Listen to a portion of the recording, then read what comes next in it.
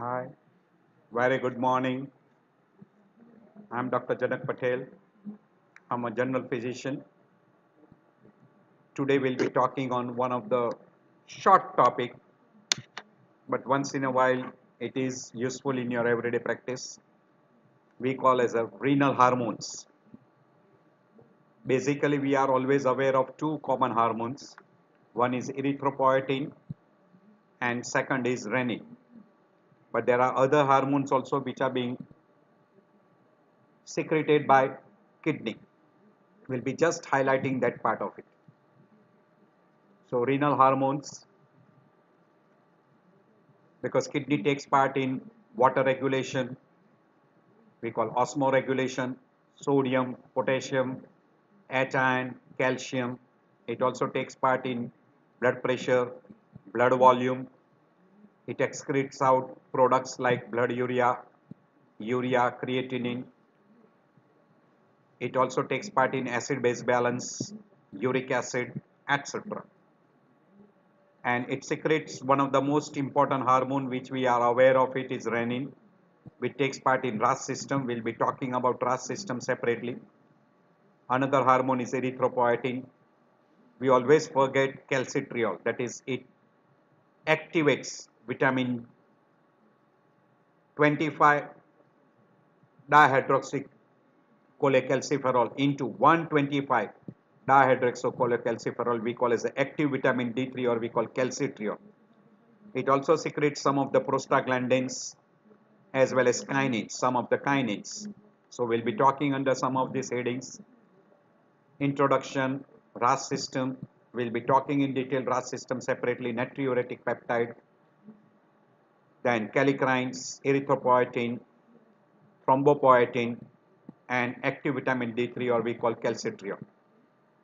And there are other hormones which are not of much importance, but you will find out some other importance of this, that is adrenomodulin and endothelins. So it is manufacturing good number of endocrine function. The most important is erythropoietin and renin. We talk always of this. There are other autocrine functions like bradykinin, prostaglandins, nitric oxide, endothelin, etc. So those are renin, erythropoietin, most two common. We always forget about vitamin D3, that is calcitriol, prostaglandins, kallikreins, that is we call kinins, bradykinins, etc., and endothelins. It also secretes some of the prostaglandins, adrenomedulins, short form it is called AM, and endothelins. These are local hormones, or we call as a autocrine hormone or paracrine regulators. We know erythropoietin secreted by juxtaglomerular apparatus, mesangial cells of juxtaglomerular apparatus, and it stimulates erythrocyte for production. There is also another hormone called thrombopoietin. It stimulates megakaryocyte and platelet productions. Calcitriol, that is active vitamin D3, will now be acting on two main important structures, that is GI tract.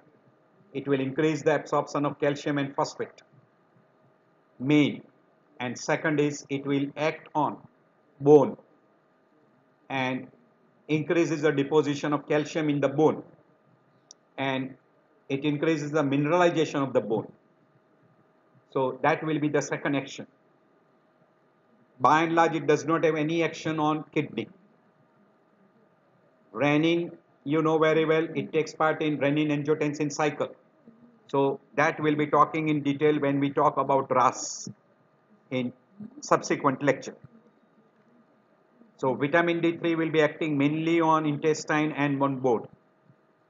By and large, it is not acting on a kidney. It acts on a kidney indirect way, not directly. And erythropoietin will act on a bone marrow, and it will increase the production of erythrocytes, RBC productions.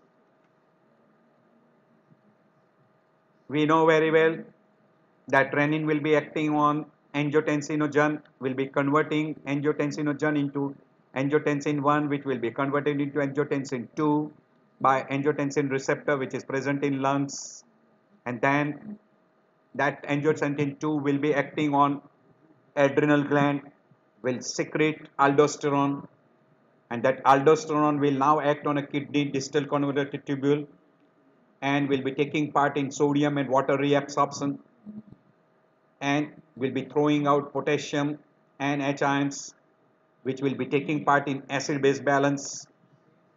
Sodium and water reabsorption will take part in maintenance of fluid volume as well as electrolytes like sodium, potassium, and because of the volume regulation, it also takes part in blood pressure regulation because secretion of renin will be affected by blood pressure as well as volume.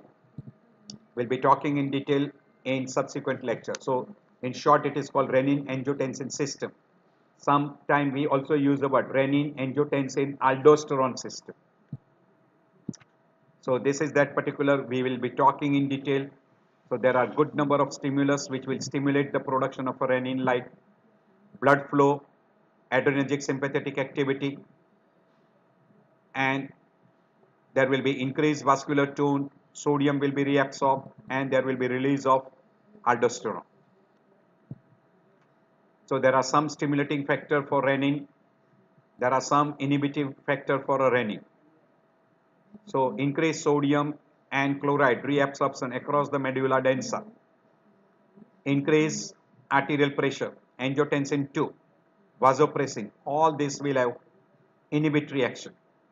While increased sympathetic activity will increase the production, circulating catecholamines, prostaglandins. There will be increased release because of sodium, diuretics, hypotension, hemorrhage will produce hypovolemia plus hypotension, upright posture, decrease in blood volume, congestive cardiac failure, cirrhosis, then constriction of renal artery, and other stimulus. This will be talking in detail in a subsequent lecture. I've just put this slide. What we say that dehydration, sodium deficiency will have effect on release of renin, and any factor which reduces the blood volume, any factor which decreases the blood pressure. So we call hypovolemia, hypotension, sodium deficiency, dehydration, hemorrhage, all those will results into decreased volume and decreased blood pressure. That will act on a kidney, will release renin. Renin will act on angiotensinogen and gives rise to conversion of angiotensinogen, which is manufactured by liver and released into blood, will be converted into angiotensin 1, and that angiotensin 1 in lung by angiotensin converting enzyme will be converted into angiotensin 2. This angiotensin 2 will be acting on adrenal cortex and will release aldosterone, and that aldosterone will be acting on a distal convoluted tubule and increases sodium and water reabsorption, and in exchange potassium and H ion will be thrown out in urine.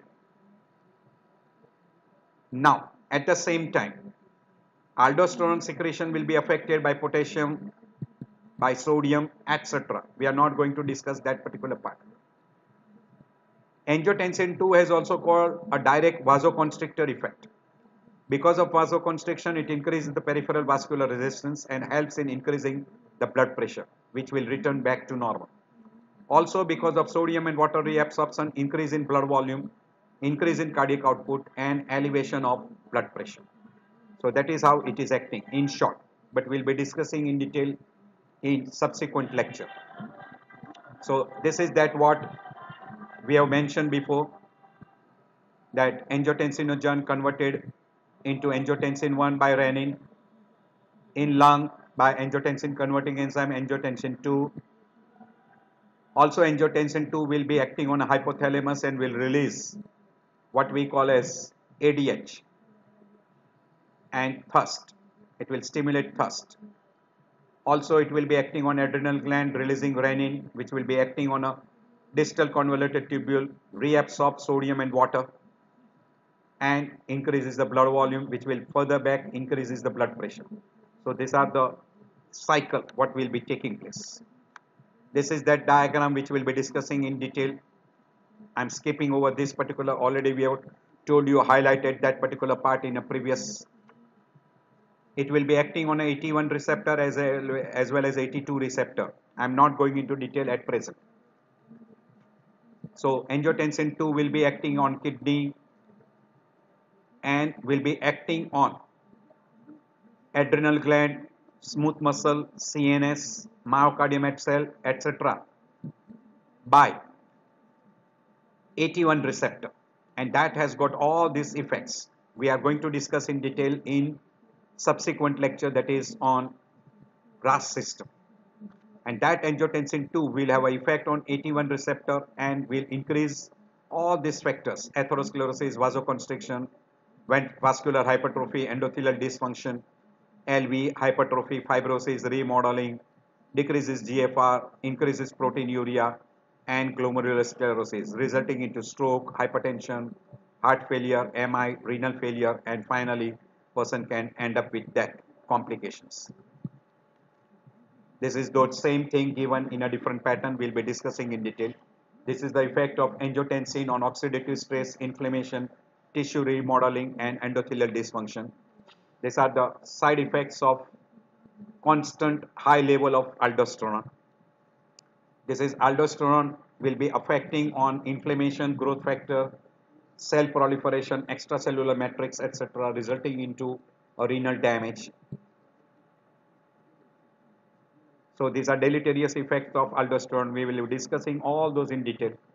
This is juxtaglomerular apparatus which will be secreting two hormones, and it is regulated by GFR is regulated by autoregulation, hormonal regulation, and nervous regulation. So GFR will be controlled by three things, that is auto, hormonal, and nervous regulation. Autoregulation means there is a myogenic mechanism which responds to arterial pressure. So if there is a hypotension, there is a vasodilatation. If there is a hypertension, there is vasoconstriction. As well as there is a mechanism by means of a sodium concentration in a tubular fluid.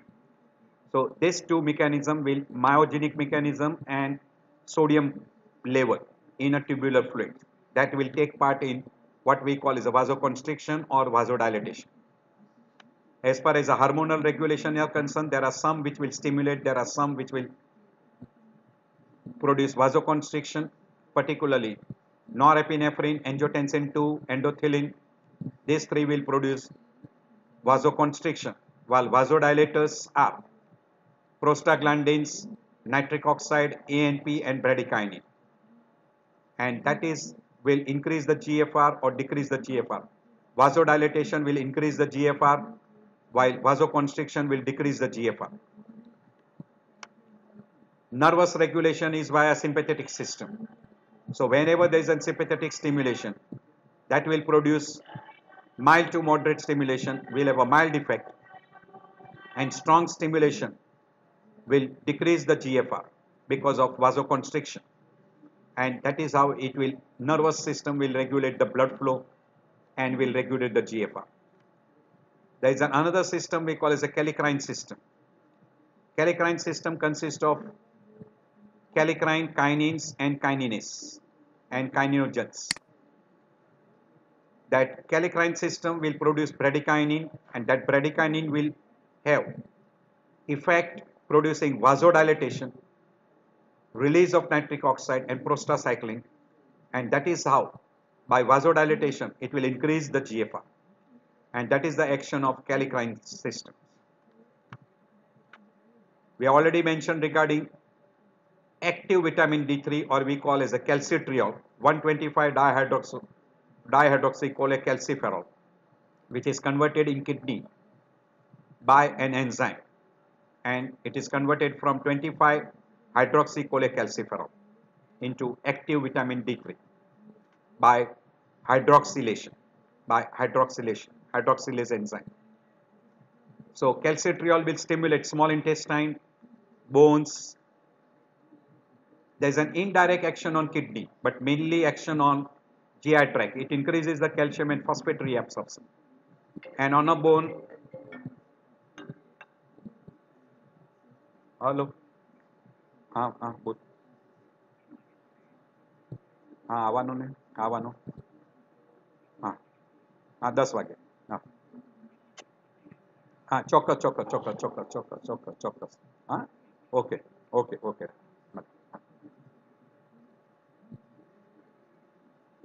So it will have effect on a bone where it will increase the osteoblastic activity, increases the synthesis of collagen, and calcium and phosphorus is deposited, increasing the mineralization of the bone and strengthening of the bone.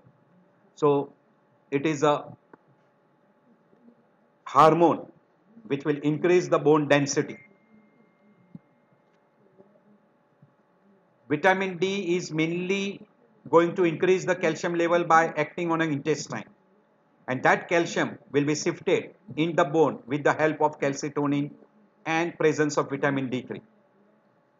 And also by calcium level it will be acting on vitamin D, increases the calcium level, and by increasing the calcium level it will inhibit parathormone, and by inhibiting the parathormone it will increase the reabsorption of calcium. Sorry, it will increase the excretion of calcium in kidney. Erythropoietin will be acting on a bone marrow and increases the production of erythropoiesis, that is RBC. So RBC production will be increased. But EPO preparations has also got effect on bone marrow to increase the erythropoiesis. On endothelium, it increases the vascular tone by nitric oxide action. On a heart, it has got a protective action against ischemia. On a muscle, it increases the regeneration of muscle. So this is good number of time utilized as a misuse for building up muscles and very commonly utilized by athletes. It also acts on a brain where it is a protective against ischemia, brain injury, and hypoxic preconditioning, and it also has got protective effect in fat and anti-inflammatory effects, but excess of this can have a bad effects. So synthesis and inactivation of this is mainly by juxtaglomerular apparatus cells, and remaining amount is synthesized by liver. Small amount is synthesized by liver. Liver plays a key role in production of erythropoietin during fetal period and in a person who gets bone marrow failure. In that, it becomes the important site for secondary erythropoiesis. End stage renal failure, there will be no production of erythropoietin, deficiency will take place and person will end up with anemia. So you administer recombinant erythropoietin in this patient to increase erythropoiesis by bone marrow. Erythropoietin is abused, I've already told you, in athletes to increase the muscle strength, and that's the reason why it is a misused drug, and it is one of the material which is utilized for doping of the drugs. By increasing the RBC mass, it increases the oxygen and increases the oxygen supply to the different organs. It also supported by stimulus for production is also supported by androgens and catecholamines. So erythropoietin production will be increased by hypoxia, constant hypoxia. So even in a COPD, there will be increased production of erythropoietin and it will result into secondary polycythemia. Thrombopoietin, I have already told you, that is also a part of erythropoietin only, and short form it is called TPO, and that will stimulate megakaryocyte and to mature into platelets. I end my lecture here. This is a little introduction of renal hormones. We'll be discussing on RAS system in a subsequent lecture.